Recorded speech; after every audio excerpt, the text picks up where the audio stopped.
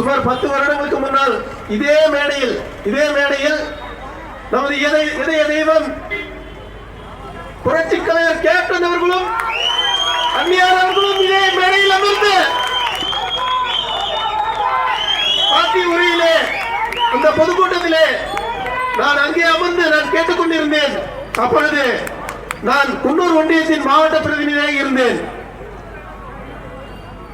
அதற்கு மேலே நான் கடுமையாக கட்சியிலே விசுவாசமாக உழைத்ததன் காரணமாக படிப்படியாக குன்னூர் ஒன்றியத்தினுடைய அவைத்தலைவராக உயர்ந்து தலைமை செயற்குழு உறுப்பினராக உயர்ந்து இன்று மாவட்ட கழக செயலாளராக என்னை அழகு பார்த்த என் இதய தெய்வம் புரட்சி கலைஞர் கேப்டன் அவர்களுக்கும் புரட்சி அந்நியார் அவர்களுக்கும் நான் நன்றியினை சொல்ல கடமைப்பட்டிருக்கின்றேன்.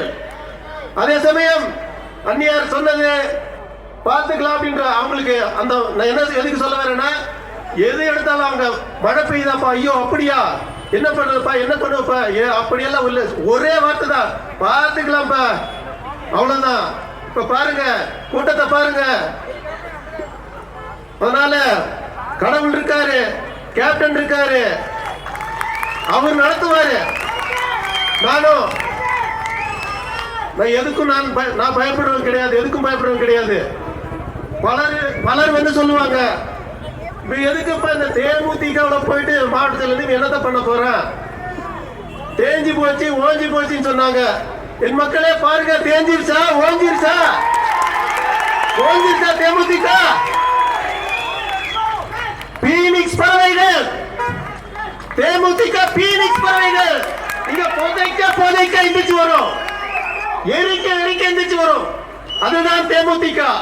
நான் வந்து ஆக்சுவலா 1987 கூலிக்காரன் படத்திலிருந்து நான் ரசிகர் மன்றமா இருக்கிறேன். நானு 87 கூலிக்காரன் படத்திலிருந்து பச்சை கூலி தப்பாது, இந்த கூலி தொக்காது, எதை கண்டு மஞ்சாது, எதிரிய விடாது, போட்டியும் அந்நிய போடுவார், தமிழ்நாட்டையும் அவர் ஆளுவார். இந்த பாட்டை கேட்டுதான் கேப்டன் என்ன எனக்குள்ள அப்படியே ஊறிட்டாரு, என் ரத்தத்துல ஊறிட்டாரு கேப்டன். இனி தேமுதிக அழிஞ்சு, அதாவது அந்த வார்த்தையை நான் சொல்ல மாட்டேன், என் கடைசி ரத்தம் இருக்கும் வரையில் இந்த தேமுதிகவுக்காக, கேப்டனுக்காக, அந்நியாருக்காக நான் உழைப்பேன்.